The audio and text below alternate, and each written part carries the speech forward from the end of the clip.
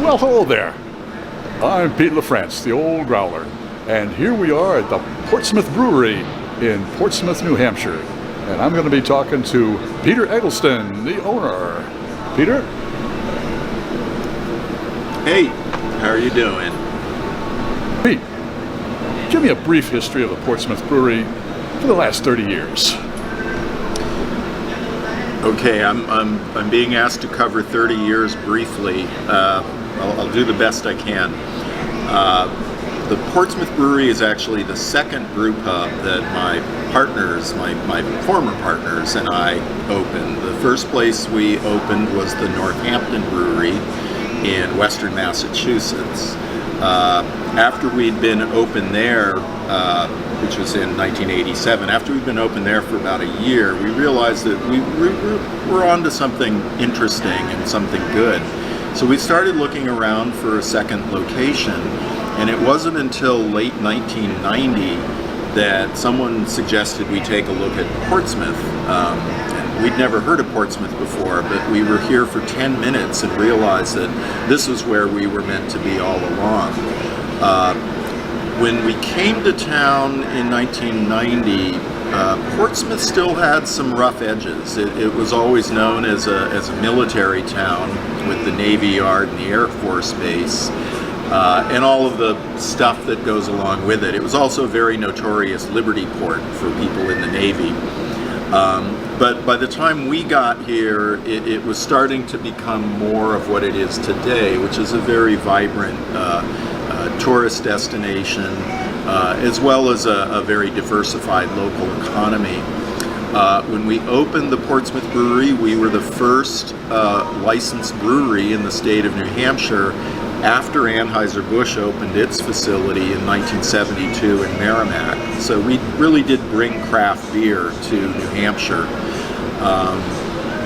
I'll tell you just a little anecdote that to me sort of encapsulates what we were up against in the very early days. When the place was still under construction,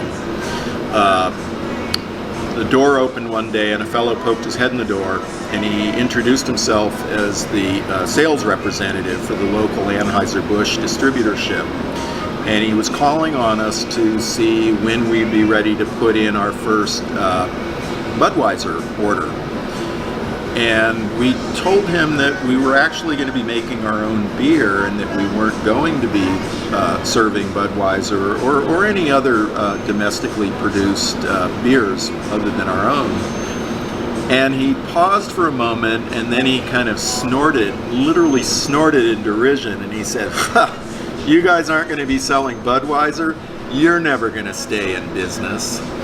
And I'm happy to say that we're still here 30 years later and we've never sold any Budweiser. And all due respect to Budweiser, I have nothing against a light Pilsner style beer.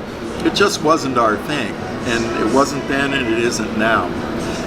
But we've evolved over 3 decades time. We've evolved as the community around us has evolved. We've evolved as people's tastes have evolved. And yet, I think the one thing that we really have going for us more than anything else is the fact that we're familiar and we're comfortable to people. So we walk a fine line between wanting to evolve and stay fresh and renewed, but also to stay comfortable and familiar. And that's been our big challenge for quite a long time.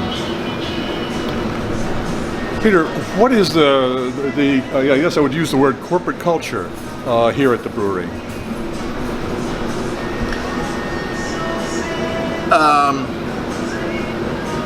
The corporate culture here at the brewery.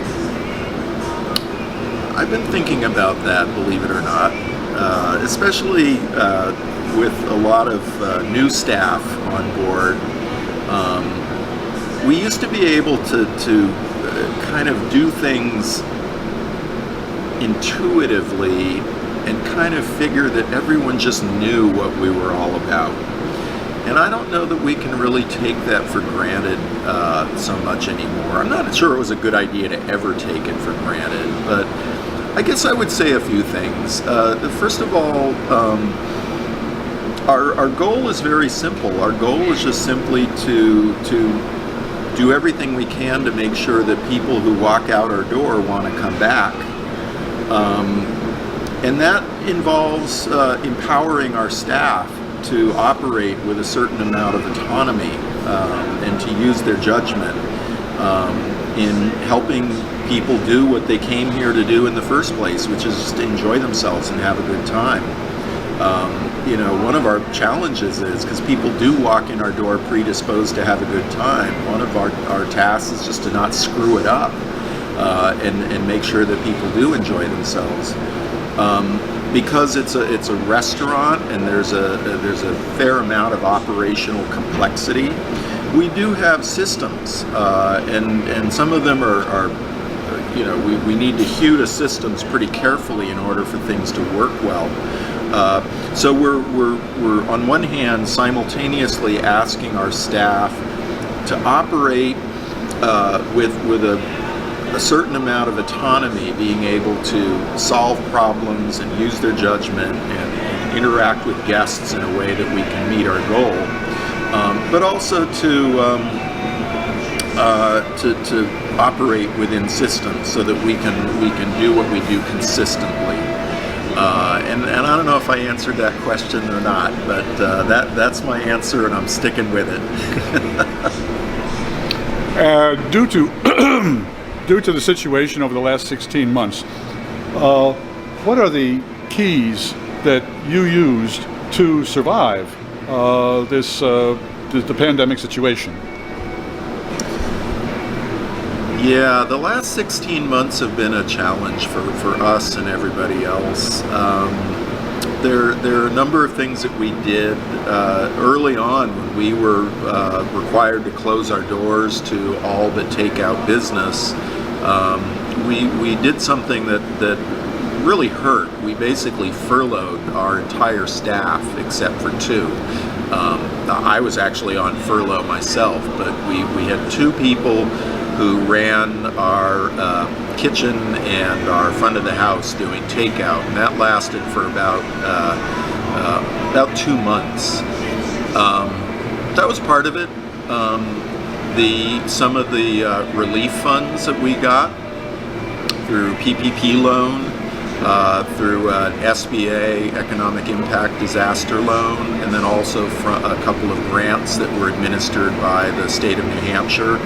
On a practical basis, if it weren't for that relief funding, we would have closed our doors a long time ago. So I don't want things to go. I don't want that gone unsaid, how critical that was for us. But I also think that a big piece of it was always trying to stay positive and stay confident that we and all of our other colleagues in the hospitality business here in Portsmouth were going to make it through this. And for the most part, I think we've all of us done a pretty good job. I don't know that there's anything that we at the Portsmouth Brewery did that was particularly different from what any other restaurant here in town, or frankly across the country, has done. But I think for us, probably the biggest thing, as I think about it, is just trying to remain as positive as we possibly can through it all. What are you looking for, say, over the next year? What are you looking forward to accomplishing? I would love to see us find all the things that we have been required to be creative about, and kind of sift through all of that stuff and see what's there that actually is something we can carry forward into the next phase. And I'll give a very concrete example. We've been closed on and off over the last year and a half. This past winter, we found ourselves closing kind of unexpectedly at the drop of a hat, because we would have staff who would be diagnosed with the coronavirus. and we'd all have to go into quarantine and close the place down, and we'd be closed down for a week, 10 days, whatever it would take to get through the quarantine. We reopened in April, and we decided we were going to reopen 7 days a week, just like we'd done for 29 years before that, when we were running this place 363 days of the year, closed only on Thanksgiving and Christmas days. And then by, I don't know, a month and a half ago, we realized we just didn't have enough staff to be able to offer the best service we could 7 days a week. So we went back to running 6 days a week, so we're closed on Tuesdays. I happen to like being closed 1 day a week. Now, our bank account doesn't like being closed 1 day a week. And one of the things I really, really hope we can figure out how to do, and I hope we're successful, is to figure out a way to have that 1 day a week off where we can take a breather, or we can come into this old building and do maintenance on it, or where people can arrange their schedules in such a way that maybe they have a 3-day weekend from time to time. However, if we can do that and do it in a way that is financially viable, I would love to stay closed 1 day a week. I really would. So, what was the question again? What are you looking forward to as far as the next 16 months? What's going to be the the goal, the accomplishments now? Okay, all right, thank you. So that is one of the goals, is to, and I use the business about being closed 1 day a week as a very specific example, but I think that we're going to find that there are other things too that we've started to put in place, partly in response to the situation with the pandemic, but in some ways are kind of forcing our hand and forcing us to take a fresh look at new technologies that are available, or ways that we interact with our guests, or how we train our staff. So that's part of it. And as we celebrate our 30 years in this business, to really think creatively about, and I know it sounds a little abstract at this point. They made a joke during the little reception we had on our actual 30th anniversary that my partner Joanne and I were going to be here in another 30 years celebrating our 60th anniversary. I'm not so sure about that, although I would love it if someone were here celebrating this place's 60th anniversary in, what would that be, the year 2051?